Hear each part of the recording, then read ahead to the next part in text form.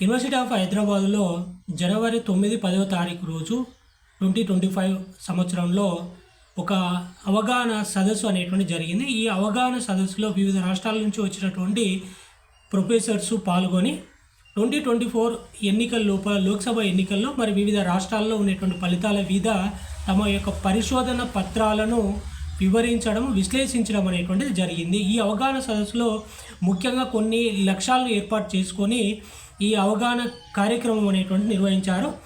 ఇందులోపల ఉన్నటువంటి ఆబ్జెక్టివ్స్లో మొదటిది ప్రాంతీయ కారణాలు, లోకల్ గవర్నమెంట్, ఆర్థిక అభివృద్ధి, ఓటర్ను ప్రభావితం చేసేటువంటి అంశాలను మొదటి ఆబ్జెక్టివ్స్గా, రెండవ ఆబ్జెక్టివ్గా జాతీయ అంశాలు, ఆర్థిక వృద్ధి, సోషల్ పాలసీస్, నాయకత్వం, రాష్ట్రాల యొక్క ఫలితాలను, మూడవ లక్ష్యంగా ఎలక్షన్ యొక్క మేనిఫెస్టో, క్యాస్ట్, రిలీజియన్, కమ్యూనిటీ మరియు గుర్తింపు, అన్ని రాష్ట్రాల ఓటర్ల యొక్క ప్రభావితం చేసేటువంటి అంశాలను మూడవ లక్ష్యంగా, నాలుగవ లక్ష్యం ఎన్నిక చేసినటువంటి రాష్ట్రాల ఫలితాలు, వాటి రాష్ట్రాల్లో ఉన్నటువంటి ఫలితాల్లో ఉన్నటువంటి తేడాలను విశ్లేషించేటువంటిది నాలుగవ లక్ష్యంగా సూచించుకోవడం అనేటువంటి జరిగింది. ఈ లక్ష్యాల ఆధారంగా వాళ్ళు CSDS centre for study of developing society ఆధ్వర్యం లోపల చేసినటువంటి సిఎస్డిఎస్ లోక్నీతి సర్వే రిపోర్టు ద్వారా 2024 జనరల్ ఎలక్షన్ లోపల వివిధ రాష్ట్రాల్లో వచ్చినటువంటి మరి ఫలితాలను విశ్లేషిస్తూ తమ యొక్క పరిశోధన పత్రాలను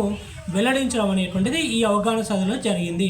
అందులో ముఖ్యంగా ఓట్లు, సీట్లు, సామాజిక అంశము, దక్షిణ భారతదేశంలో బీజేపీ అనేటువంటిది ఒక టాపిక్ను పెట్టుకొని పరిశోధన చేసినటువంటి మరి వ్యక్తి ప్రొఫెసర్ వెంకటేషు గారు. ఇతను సెంట్రల్ యూనివర్సిటీ పొలిటికల్ సైన్స్ డిపార్ట్మెంట్కి సంబంధించినటువంటి వ్యక్తి. ఈ మొత్తం అవగాహన సదస్సు కూడా యూనివర్సిటీ ఆఫ్ హైదరాబాద్లో సెంట్రల్ యూనివర్సిటీలో పొలిటికల్ సైన్స్ డిపార్ట్మెంట్లో జరగడం అనేటువంటిది జరిగింది. ఇందులో ప్రొఫెసర్ వెంకటేషు గారు చేసినటువంటి తన పరిశోధనలో దక్షిణ భారతదేశం లోపల 49 స్థానాలు ఎన్డీఏ గవర్నమెంట్కు రావడం అనేటువంటిది, మొట్టమొదటిసారిగా కేరళ లోపల ఒక స్థానాన్ని మరి లోక్సభ సీటును బీజేపీ గెలుచుకోవడం అనేటువంటిది 2024 ఎన్నికల్లో జరిగిందని చెప్పేసి, క్రమానుగతంగా తమిళనాడులో ఓటింగ్ షేరింగ్ అనేటువంటి బీజేపీకి పెరుగుతుందని, అదేవిధంగా తెలంగాణలో కూడా బీజేపీకి 35% ఓట్లు ఈసారి రావడం అనేటువంటిది జరిగిందని చెప్పేసి, కేరళ, తమిళనాడులో ప్రాంతీయ పార్టీల యొక్క అడ్డంకుల వల్లనే మరి బీజేపీ, కాంగ్రెస్ అనేటువంటిది కేరళ, తమిళనాడు లోపల తన ప్రాబల్యాన్ని చూయించట్లేదు అని చెప్పేసి మరి వెంకటేషు గారు చేసినటువంటి పరిశోధన పత్రాల్లో వివరించడం అనేటువంటి జరిగింది. అదేవిధంగా ముస్లిం ఓట్లు పైన ప్రొఫెసర్ అఫ్రాజ్ ఆలం చేసినటువంటి పరిశోధన పత్రాలు మనం పరిశీలించినట్లయితే ఇందులో 3% ఓట్లు బీజేపీకి ముస్లిం ఓట్లు తగ్గినవి అని చెప్పేసి, కాంగ్రెస్కు 2% హిందూ ఓట్లు పెరిగినవి అని, 44% కాంగ్రెస్కు ముస్లిం ఓట్లు పెరుగుదల ఉంది అని చెప్పేసి, ఓట్లు పడినవి అని చెప్పేసి, మరి 53% ముస్లింలకు సంబంధించినటువంటి నాయకులు 1952లో రాజకీయాల్లో ప్రాతినిధ్యం వహిస్తే ఇప్పుడు ఆ నిష్పత్తి, ఆ శాతం అనేటువంటిది ముస్లిం రాజకీయ నాయకుల యొక్క శాతం అనేటువంటి 9%కి పడిపోయిందని చెప్పేసి, ముఖ్యంగా ముస్లిం ఓట్లను ఆకర్షించేటువంటి పార్టీల్లో మరి కాంగ్రెస్, సమాజ్వాదీ పార్టీ మాత్రమే, వారికి మాత్రం ముస్లిం ఓట్లు అనేటువంటి ఓటు బ్యాంకుగా ఉన్నవి అని చెప్పేసి, దీనికి అంతటికీ కారణం బీజేపీకి ఓట్లు తగ్గడానికి కలిగినటువంటి ముఖ్య కారణం ఏంటంటే లవ్ జిహాద్ మరియు పాలిగామి అనేటువంటి అంశాల వల్లనే బీజేపీకి జాతీయ స్థాయిలో ఈసారి ఓట్లు తగ్గినవి, ముస్లిం ఓట్లు అని చెప్పేసి మరి అఫ్రాజ్ ఆలం తన పరిశోధనలో వివరించడం అనేటువంటి జరిగింది. అయితే సిఎస్డిఎస్సి లోక్నీతి సర్వే రిపోర్టునే మీ ముందు 2024ను మీ ముందు ఉంచేటువంటి ప్రయత్నం చేస్తాను. ఇందులోపల 2024 లోక్సభ ఎన్నికలకు సంబంధించినటువంటి అంశాలే కాకుండా వివిధ రాష్ట్రాల లోపల మరి ఫలితాలకు కలిగినటువంటి కారణాలు అయినటువంటిది మరి వివరించేటువంటి ప్రయత్నం మీకు చేస్తాను. అయితే ఇక్కడ ముఖ్యంగా లోక్సభ ఎన్నికల్లో 2024 లోక్సభ ఎన్నికల లోపల మరి హిందూ ఓట్లలో కాంగ్రెస్కు 2% పెరుగుదలను, ముస్లిం ఓట్లు బీజేపీకి 3% తగ్గుదలను సూచించడమే కాకుండా, మూడోసారి ఎన్డీఏ అధికారంలోకి రావడానికి రామ మందిర నిర్మాణం ఒకటే కారణం కాదు అని చెప్పేసి, మోడీ ప్రధాని అభ్యర్థి కాకపోయి ఉంటే 24% మంది ఓట్లు వేరే పార్టీకి వేసేవారని చెప్పేసి ముఖ్యంగా సూచిస్తున్నాయి. బీజేపీ సీట్లు తగ్గడానికి కారణం ఏంటంటే 30% ధరలు పెరుగుదల, ధరలు పెరుగుదల మరి ద్రవ్యోల్బణం కాగా 27% మేర నిరుద్యోగ సమస్య అని, 43% ఇతర సమస్యలు అని చెప్పేసి తమ పరిశోధనలో వివరించబడటం జరిగింది.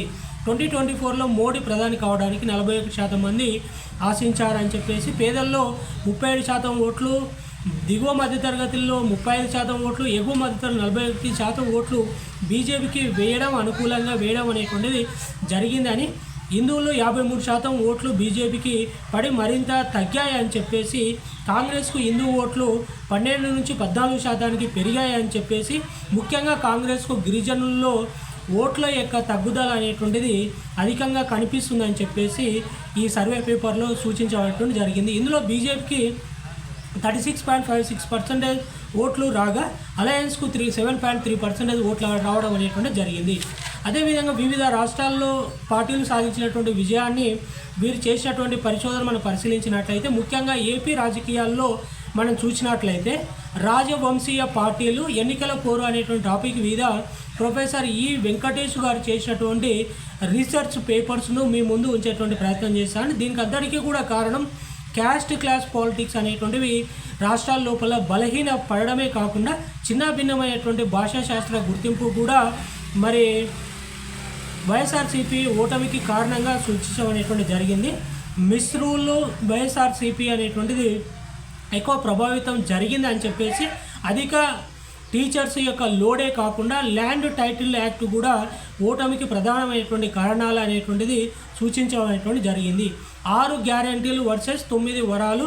మరియు ఈ రాష్ట్రం లోపల ఆంధ్రప్రదేశ్లో ఎక్కువగా మోడీ ప్రచారం చేయటమే వైఎస్ఆర్సీపీ కాంగ్రెస్ పార్టీ ఓటమికి ప్రధానమైనటువంటి కారణాలు అని చెప్పేసి, నాయుడు మరియు పవన్ నాయకత్వం మీద ప్రజలకు విశ్వాసమైనటువంటి నమ్మకం ఏర్పడమే కాకుండా వాళ్ళు మేనిఫెస్టోలో సూచించినటువంటి సంక్షేమ పథకాలపైన ప్రజలు ఆకర్షితులై మరి వాళ్ళ యొక్క కూటమి టీడీపీ, బీజేపీ, జేఎస్పీ అనేటువంటి కూటమికి అధిక శాతం ఓట్లు వేయడం అనేటువంటి జరిగింది. ఈ రాష్ట్రం లోపల దాదాపుగా మనం పరిశీలించినట్లయితే 25 ఎంపీ స్థానాలు ఉన్నాయి. ఈ 25 ఎంపీ స్థానాల్లో టీడీపీ 16, వైఎస్ఆర్సీపీ 4, బీజేపీ 3, జేఎస్పీ 2 స్థానాలు అనేటువంటిది మరి విజయం సాధించడం అనేటువంటిది జరిగింది. ఇది మొత్తం కూడా ప్రొఫెసర్ ఈ వెంకటేష్ గారు చేసినటువంటి పరిశోధన.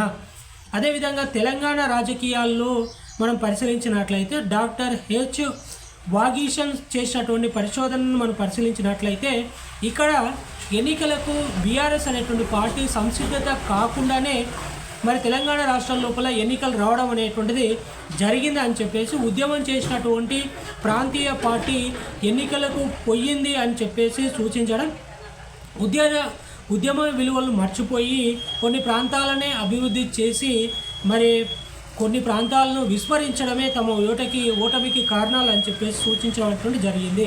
ఓట్లను ఆకర్షించేటువంటి పథకాలను చెప్పకపోవడమే, మరి భూ రికార్డు శానిటైజేషన్లో మరి కుల కాలమ్స్ను తొలగించడం అనేటువంటి వ్యూహాత్మకంగా కుల కాలంను తొలగించడం, మరి కొన్ని కార్యక్రమాల వల్ల ఈ రాష్ట్రం లోపల బీఆర్ఎస్ అనేటువంటి పార్టీకి ఓటమికి గల కారణాలు అని చెప్పేసి విశ్లేషించడం అనేటువంటి జరిగింది. ఈ తెలంగాణ రాష్ట్రంలో ముఖ్యంగా బీజేపీ 8 స్థానాలు, కాంగ్రెస్ 8 స్థానాలు, ఏఐఎంఐఎం 1 స్థానము, మొత్తము 17 స్థానాల్లో బీఆర్ఎస్ ఒక స్థానం కూడా సాధించలేదు. దానికి కలిగినటువంటి కారణాలను మరి విశ్లేషించడం జరిగింది. అదేవిధంగా మహారాష్ట్ర లోపల మరి రాజకీయ పార్టీల యొక్క గెలుపోటములను మనం పరిశీలించినట్లయితే ఇక్కడ మహాయుతి విక్టరీ సాధించింది. దీనికి సూచిస్తూ ప్రొఫెసర్ సంజయ్ కుమార్ గారు తన పరిశోధనను పత్రంలో మరి మహాయుతికి గల కారణాలను విశ్లేషించడం అనేటువంటి జరిగింది. ఇందులో మహారాష్ట్ర లోప ఎలక్ట్రల్ ప్యాటర్న్ సరిగా పాటించలేదని చెప్పేసి, ఇక్కడ మరత్వాడ మరియు కొంకన్ నుండి 100 సీట్లలో ఎంవీఏ కేవలం 7 సీట్లు గెలుపొందిందని చెప్పేసి, అధికంగా మహాయుతి ఎక్కువ స్థానాలు గెలుపొందిందని చెప్పేసి 93 స్థానాలను గెలిచింది అని చెప్పేసి, 47 మంది చివరి 2 రోజుల్లో మరి తాము పోటీ చేయడానికి నిర్ణయించుకోవడం అనేటువంటిది, ఓటు వేయడానికి కూడా దాదాపు 47% మంది చివరి 2 రోజుల్లో మరి పార్టీలను ఎన్నుకోవడం అనేటువంటిది జరిగిందని చెప్పేసి 51% మంది మరి మహాయుతికి ఓట్లు వేయడం, 31% మంది ఎంవీఏకు ఓట్లు వేయడం అనేటువంటిది జరిగింది. క్యాండిడేట్ను బట్టి మాత్రమే ఇక్కడ ఓట్లు వేయడం అనేటువంటిది జరిగింది.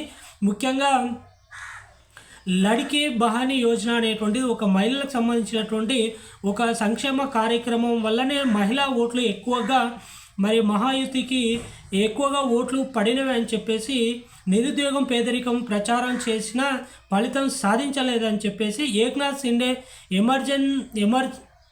Emerged as the leader of the mass అని చెప్పేసి అతన్ని సీఎంగా అధిక మంది ఓటర్లు సీఎం క్యాండిడేట్గా ఏక్నాథ్ షిండేను ఎన్నుకోవడం అనేటువంటిది కూడా మరి ముఖ్యంగా గెలుపు కారణాలు అని చెప్పేసి, ఎస్సీ ఎస్టీ మరి ముస్లిం పేదల ఓట్లు ఎంవీఏకు రాలేదు అని చెప్పేసి, నిరుద్యోగం పేదరికం మీద చేసినటువంటి ప్రచారం ఫలితాలు రాలేదు అని చెప్పేసి తన పరిశోధనలో సూచించడం అనేటువంటి జరిగింది. ఇక్కడ ఎంవీఏ ఇండిపెండెంట్ పార్టీల వల్ల కూడా ఓట్లు చీలిపోయి ఓటమికి కారణాలుగా సూచించడం జరిగింది. ఏది ఏమైనా ఈ ఓటమికి కాంగ్రెస్, శివసేన, ఎన్సీపీ ముఖ్యంగా సమభాగంగా ఓట్ల యొక్క ఓటమికి కారణాలుగా సూచించవచ్చు. ఇందులో 48 మహారాష్ట్రలో ఎంపీ స్థానాలు ఉంటే, ఎంపీ స్థానాల్లో ముఖ్యంగా బీజేపీ 9, ఎన్సీపీ 8, ఎస్హెచ్ఎస్ 7, శివసేన 9, మరి కాంగ్రెస్కు 13 ఎంపీ స్థానాలు వచ్చినా మరి మహాయుతి విక్టరీ అనేటువంటిది అసెంబ్లీ ఎన్నికల లోపల సాధించడం అనేటువంటిది జరిగింది. అదేవిధంగా కర్ణాటక రాజకీయాలను మనం విశ్లేషించినట్లయితే దీని మీద ప్రొఫెసర్ సందీప్ శాస్త్రి చేసినటువంటి పరిశోధన పత్రాలను మనం చూసినట్లయితే ఈ కర్ణాటక లోపల దక్షిణ రాష్ట్రాల్లో మరి gateway to the south BJP అనేటువంటిది ముఖ్యంగా సూచించవచ్చు. ఈ కర్ణాటకలో ఎప్పుడూ కూడా రూలింగ్ ఉన్నటువంటి పార్టీ 1990 నుంచి కూడా తిరిగి మళ్ళీ అధికారంలోకి వచ్చినటువంటి అవకాశమే లేదు. 1990 నుండి మరి అట్లా జరగట్లేదు అని చెప్పేసి సూచించారు. లోక్సభ ఎన్నికల్లో పూర్తిగా మెజార్టీ బీజేపీ సాధించినప్పటికీ కూడా మరి అసెంబ్లీ ఎన్నికల్లో విజయం సాధించలేదు అని, మరి బీజేపీ జేడీఎస్ అలయన్స్ దీనికంతా ఓటమికి కారణంగా ఈ అలయన్స్ మీద నమ్మకం అనేటువంటిది, ప్రజలకు విశ్వాసం అనేటువంటిది లేదు కాబట్టే బీజేపీ జేడీఎస్ ఓడిపోయిందని చెప్పేసి సూచిస్తున్నాడు.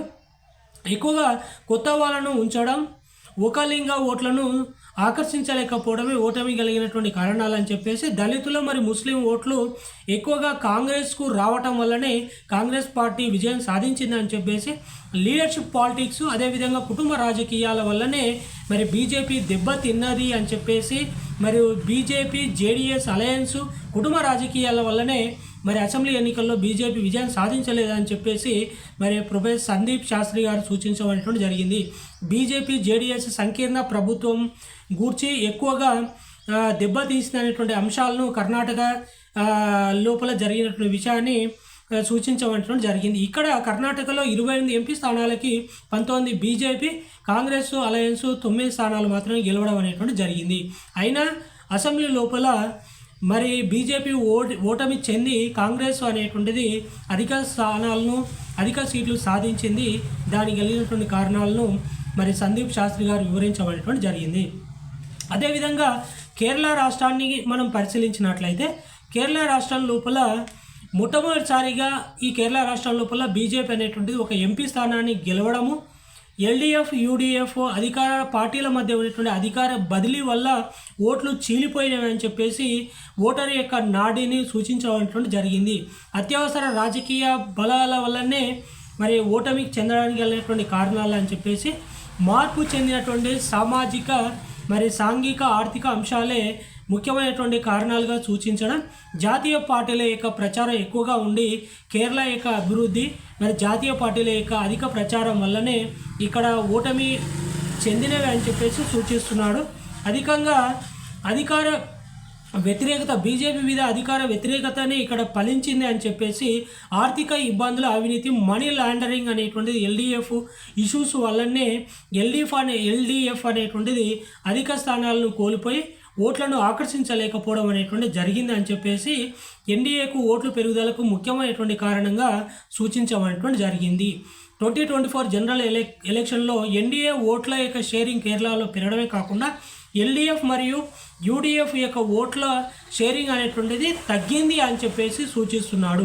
ఈ సిఎస్డిఎస్ లోక్నీతి సర్వే రిపోర్టులో మనకు స్పష్టంగా యూడీఎఫ్ అండ్ ఎన్డీఏ మధ్యనే పోటీ ఉంది అని చెప్పేసి ఎక్కువ ఎంపీ ఎన్నికల లోపల 20 ఎంపీ స్థానాలు ఉన్నటువంటి కేరళలో కాంగ్రెస్ 14 స్థానాలను, బీజేపీ 1 స్థానం అనేటువంటి గెలుచుకొని ఇతరులు 5 స్థానాలు గెలిచడం అనేటువంటిది ఈ రాష్ట్రంలో జరిగింది.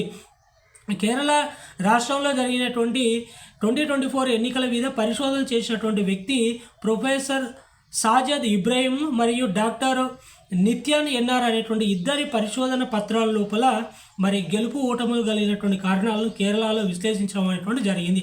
అదేవిధంగా తమిళనాడులో మనం ఒకసారి పరిశీలించినట్లయితే డాక్టర్ రామజయన్ అనేటువంటి ప్రొఫెసర్ ఆధ్వర్యం లోపల పరిశోధనను మనం పరిశీలించినట్లయితే డిఎంకేకు 5% ఓట్లు తగ్గాయని, బీజేపీకి 11% ఓట్లు పెరిగినవి అని చెప్పేసి, తమిళనాడు లోపల రాహుల్ గాంధీకి ఎక్కువ పాపులారిటీ ఉండి మరి మోడీకి పాపులారిటీ తక్కువగా ఉంది అని చెప్పేసి తన పరిశోధనలో తేలింది అని చెప్పేసి సూచించడం జరుగుతుంది. అయితే అప్పర్ క్యాస్ట్కి సంబంధించినటువంటి ఓట్లు ఎక్కువగా కాంగ్రెస్ నుండి చీలి బీజేపీకి ఎక్కువ ఓట్లు వచ్చినవి. మరి అది అభివృద్ధి చెందినటువంటి కులాల యొక్క ఓట్లు ఎక్కువగా బీజేపీ ఆకర్షించింది అని చెప్పేసి సూచించడం. ఇందులో తమిళనాడు లోపల సోషల్ జస్టిస్ సంక్షేమ కార్యక్రమాలను ఎక్కువ ఓట్లను ప్రభావితం చేసినవి. ఇక్కడ బీజేపీ ఓటు పర్సెంటేజ్ పెరిగినా సాధించవలసినటువంటి విజయం సాధించలేదు. ఈ రాష్ట్రం లోపల కాంగ్రెస్ బీజేపీ అనేటువంటిది ఓట్ల షేరింగ్ అనేటువంటి పెంచుకోయింది, కానీ సీట్లు అనేటువంటి పెరిగిలేవని సూచించబడటం జరిగింది. ఇక్కడ మనకు ఈ ద్రావిడన్ పాలిటిక్స్లో తమిళనాడు లోపల పరిశోధన చేసినటువంటి వ్యక్తి డాక్టర్ రామజయన్ అనేటువంటి ప్రొఫెసర్. ఇది వివిధ మధ్యప్రదేశ్లో కూడా బీజేపీకి 29 సీట్లు రావడం అనేటువంటి జరిగింది. దీనికి అందరికీ కారణం రామ మందిరం 370 తొలగించడం, జాతీయకరణం, సంక్షేమ కార్యక్రమాలు, మరి కాంగ్రెస్ పార్టీ ఎన్నికల్లో ప్రచారం లోపల స్తబ్దంగా ఉండడం, ప్రచారం లోపల చురుకుగా లేకపోవడం, కుల రాజకీయాలు బీజేపీకి అనుకూలమైనటువంటి అంశాలుగా, కాంగ్రెస్లో నాయకత్వ లోపము, ప్రచారం లోపమే బీజేపీకి కలిసి వచ్చినటువంటి అంశంగా బీజేపీ ఇక్కడ 29 స్థానాల్లో విజయం సాధించింది అని చెప్పేసి ప్రొఫెసర్ యాతీంద్ర సింగ్ సిసోడియా చేసినటువంటి పరిశోధన ద్వారా మనం సూచించవచ్చు.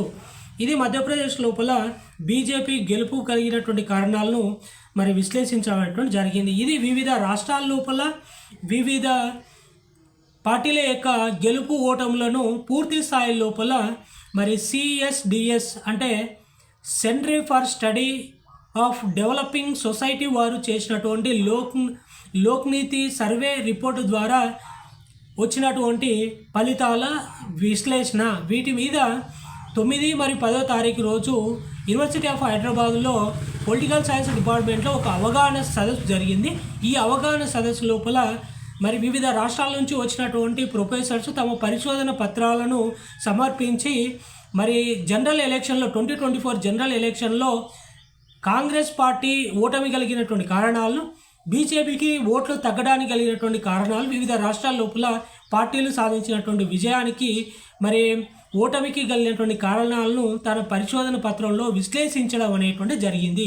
ఈ విశ్లేషణ మీదనే 2024 ఎన్నికల మీద విశ్లేషణ చేస్తూ ఒక అవగాహన సదస్సు, 2 రోజుల అవగాహన సదస్సును పొలిటికల్ సైన్స్ డిపార్ట్మెంట్ లోపల నిర్వహించడం అనేటువంటి జరిగింది. ఇది అవగాహన సదస్సు కూడా యూనివర్సిటీ ఆఫ్ హైదరాబాద్ లోపల మరి జనవరి ఈ సంవత్సరం 2025 జనవరి 9-10 తారీఖు రోజు మరి యూనివర్సిటీ ఆఫ్ హైదరాబాద్లో పొలిటికల్ సైన్స్ డిపార్ట్మెంట్లో జరగడం అనేటువంటి జరిగింది. దీనికి అంతటికీ ముఖ్య కారణం కూడా బీజేపీ తిరిగి మూడోసారికి అధికారంలోకి రావటానికి మరి కాంగ్రెస్ ఓటమికి కలిగినటువంటి కారణాలను మరి పరిశోధన పత్రాలను మీ ముందు మరి ఉంచినందుకు ఈ పరిశోధన చేసినటువంటి ప్రొఫెసర్స్ అందరికీ కూడా కృతజ్ఞత తెలియజేస్తూ ముగిస్తున్నాం.